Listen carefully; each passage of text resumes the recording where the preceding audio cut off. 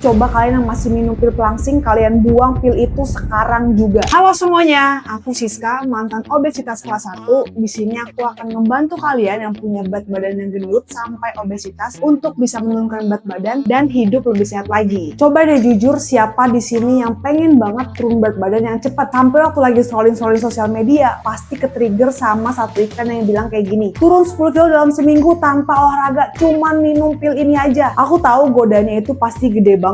Dulu waktu aku masih berjuang dengan berat badan aku yang obesitas, aku juga pernah frustasi banget sampai berpikir mungkin aku harus coba deh pil-pil kayak gitu ya biar cepat kurus. Bahkan aku juga pernah mencoba diet yang ekstrim, nggak makan nasi, nggak makan malam, tapi hasilnya berat badan aku cuma turun sebentar, habis itu naik lagi. Bahkan badan aku tuh jadi lemes banget, mood bener-bener berantakan, dan yang paling parah, aku jadi takut buat makan. Bahkan aku juga sempet stuck di berat badan tertinggi aku, dan rasa putus asa itu bener-bener ada banget guys, sampai aku tuh berpikir terus untuk mencoba cari jalan pintas. Tapi untungnya aku tuh punya satu momen turning point aku, dan aku sadar kalau jalan pintas kayak gitu tuh nggak beneran ada, dan gak bikin sehat sama sekali. Aku sadar kalau jalan pintas itu beneran ada dan bisa bikin semua orang sehat, seharusnya semua orang tuh bisa kurus dong dengan cepat. Jadi aku memutuskan untuk gak mau lagi deh yang namanya cari jalan pintas. Aku mau cari cara yang bener-bener sehat, alami, dan gak bahaya sama sekali. Dan akhirnya aku nemuin 3 kebiasaan sederhana yang bantu aku turun 22 kg. Dan yang paling penting, tanpa minum pil pelangsing sama sekali. Nah, di video ini aku mau share ke kamu step by step yang aku lakuin. Dimulai dari kenapa sih kamu itu harus ngebuang semua pil-pil jahat itu, sampai 3 rahasia utama aku bisa berhasil bebas dari obesitas. Tapi sebelum itu, coba kalian yang masih minum pil pelangsing, kalian buang pil itu sekarang juga. Nah, sebelum aku bahas 3 kunci utama yang aku lakuin, aku mau kasih tahu dulu ke kalian kenapa sih bahaya banget minum pil pelangsing atau bahkan teh-teh pelangsing yang dijual bebas di luar sana. Yang jelas aku tegesin di sini, aku melarang kalian untuk minum pil-pil pelangsing itu. Lebih baik kalian lakuin cara aku. Kenapa sih kok aku sekeras itu? Ya karena pil pelangsing itu sering banget cara kerjanya itu dengan merusak tubuh kita, bukan menyehatkan sama sekali. Banyak pil pelangsing itu yang cara kerjanya sebagai pencahar, jadi ngebikin kita tuh mau buang-buang air terus, atau diuretik, ngebikin badan kita itu sering buang-buang air kecil. Nah, bahayanya itu berat yang turun bukan lemak, tapi cairan tubuh dan kotoran, dan ini bisa nyebabin dehidrasi yang parah. Bahkan lebih seremnya bisa gangguan elektrolit. Bayangin deh kayak gini, elektrolit itu kayak listrik di badan kita. Kalau elektrolitnya ini kacau, detak jantung sama kerja ginjal kita itu bisa berantakan. Selain itu, banyak juga pil-pil pelangsing kerjanya itu menekan nafsu makan kita secara ekstrim. Karena beberapa pil pelangsing itu mengandung zat yang menekan nafsu makan kita sampai kita tuh bener-bener gak mau makan sama sekali. Bahayanya ini bisa bikin badan kita kekurangan nutrisi kayak vitamin sama mineral. Selain itu, kalau kita berhenti minum pilnya,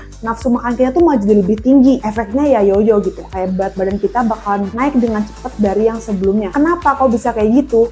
Ya karena badan kita itu balas dendam sama rasa lapar yang udah kita rasain dan kita tahan sebelum-sebelumnya itu. Selain itu, pil pelangsing itu juga punya zat berbahaya yang tersembunyi karena banyak produk ilegal atau yang nggak terdaftar mengandung zat kimia yang berbahaya kayak sibutramine yang udah dilarang karena beresiko tinggi nyebabin stroke dan serangan jantung. Intinya, jangan korbanin organ vital kamu cuma demi turun timbangan doang. Kalau kamu mau turun berat badan secara permanen dan lebih sehat, kamu harus fokus sama perubahan gaya hidup yang bisa kamu jalani seumur hidup. Dan ini adalah 3 rahasia utama yang aku pakai sampai aku bisa bebas dari obesitas dan turun 22 kg. Dan cara ini paling efektif dan efisien menurut aku. Yang pertama itu defisit kalori. Ini adalah cara dasar diet sebelum kamu melakukan jenis diet apapun.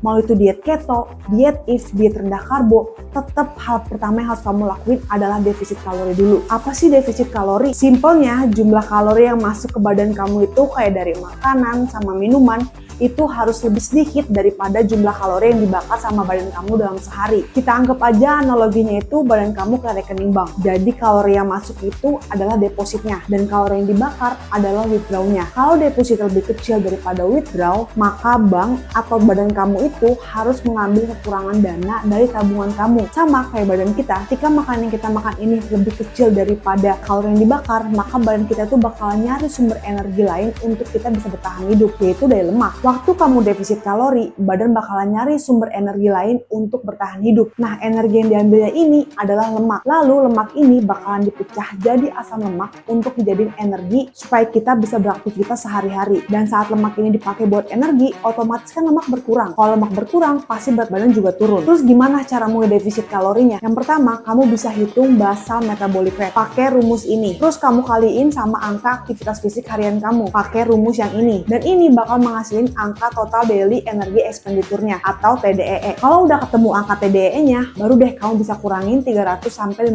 kalori dalam sehari. Angka defisit itu nggak boleh terlalu besar. Defisit 1000 kalori itu udah termasuk defisit yang ekstrim. Dan idealnya cuma 300-500 kalori aja dalam sehari defisitnya. Kunci besar dari defisit kalori adalah konsisten. Aku selalu menghitung dan memastikan defisit kalori ini setiap hari. Aku bahkan selalu pakai aplikasi food tracker di awal untuk memastikan angkanya ini tepat. Dengan konsisten defisit 500 kalori per hari, kamu bisa kehilangan sekitar 0,5 kg lemak per minggu atau sekitar 0,5 kg berat badan kamu. Defisit kalori itu bukan tentang kelaparan, tapi tentang manajemen energi yang lebih cerdas. Yang kedua yang aku lakuin adalah intermittent fasting. Karena defisit kalori ini adalah langkah awal dan aku mau supaya pembakaran lemak sama kalorinya ini lebih banyak, makanya aku gabungkan dengan intermittent fasting. Aku selalu pakai jendela makan 16-8. Kecuali kalau aku lagi halangan, aku jalanin if-nya itu 12-12 supaya lebih terkontrol nafsu makannya. Nah, buat yang belum tahu apa sih intermittent fasting? Ini itu adalah salah satu pola diet yang ngebatasin jam puasa sama jam makan terakhir. Setelah lewat dari jam makan,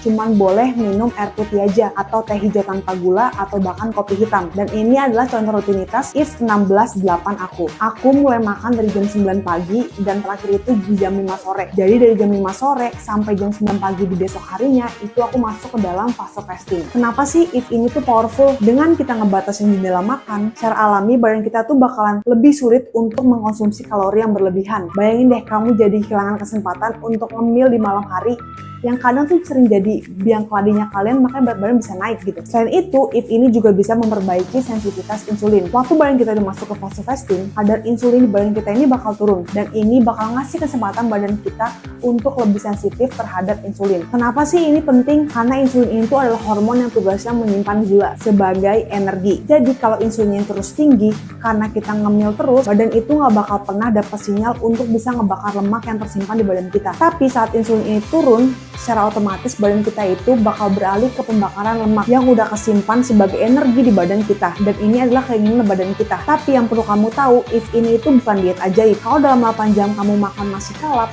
terus masih di atas kebutuhan kalori kamu, kayak misalkan kamu dalam 8 jam itu makannya 3000 kalori, ya defisit kalorinya juga bakal gagal. Karena kan yang aku bilang di awal, dasar diet itu tetap harus defisit kalori sebelum kamu melakukan jenis diet apapun itu. Istilahnya, if ini tuh cuma alat untuk mencapai target defisit kalori kita. Karena if ini cuma mengatur kapan kamu makan, tapi defisit kalori mengatur berapa banyak yang kamu makan dalam sehari. Yang ketiga ini udah pasti paling penting, olahraga. Aku nggak jadi kurus cuma karena defisit kalori atau jam fastingnya aja, tapi aku juga bergerak secara konsisten dalam sehari. Olahraga yang aku lakuin awalnya itu di jalan-jalan santai. Baru aku tingkatin ke lari-lari kecil, terus sampai sekarang aku udah bisa long run sambil angkat beban juga. Kenapa olahraga itu penting? Yang pertama itu karena bisa meningkatkan pembakaran kalori. Olahraga yang terutamanya kardio, jelas itu udah bisa ngebakar lebih banyak kalori dan memperlebar defisit kalori kamu. Olahraga itu juga bisa meningkatkan massa otot. Aku juga nggak cuma fokus lari, tapi juga ngelakuin latihan beban yang ringan. Kenapa harus latihan beban? Karena otot kita ini tuh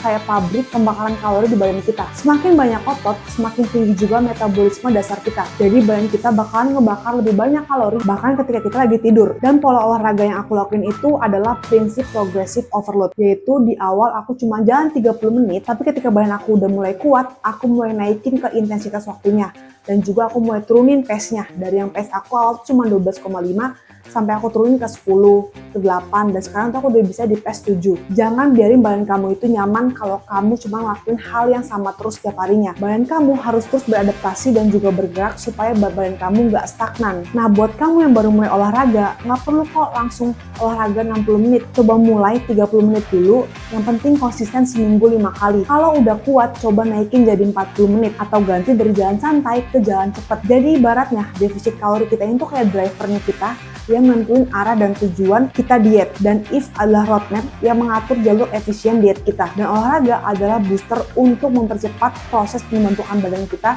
dan juga menjaga mesin metabolisme kita tetap menyala. Guys, aku bisa berhasil turun 22 kg dalam waktu yang sehat tanpa pil pelangsing itu bukan karena aku punya genetik yang super atau modal uang yang banyak, tapi aku bener-bener berpegang teguh cuma dari 3 prinsip ini aja. Lagi-lagi aku kasih tahu, jangan pernah tergoda sama pil pelangsing atau obat-obatan yang ngejanjiin hasil yang instan, karena itu cuma bisa ngerusak badan kamu dan berujung sama kegagalan yang jangka panjang. Proses penurunan berat badan itu butuh waktu, ketelitian, sama yang paling penting, kesabaran. Mungkin kamu gak akan turun kayak aku 22 kg dalam sebulan, tapi fokus sama kemajuan kecil setiap minggunya. Fokus sama proses yang sehat, bukan cuma di angka timbangan. Berat badan kamu turun karena kamu sehat. Kamu punya kekuatan untuk mengubah badan kamu secara alami dan permanen. Mulai hari ini tinggalin janji manis untuk ngambil jalan pintas, tapi ambil kendali buat hitung kalori kamu dan disiplin dengan jendela makan kamu. Kalau kamu punya pertanyaan soal defisit kalori atau if, drop aja di kolom komentar.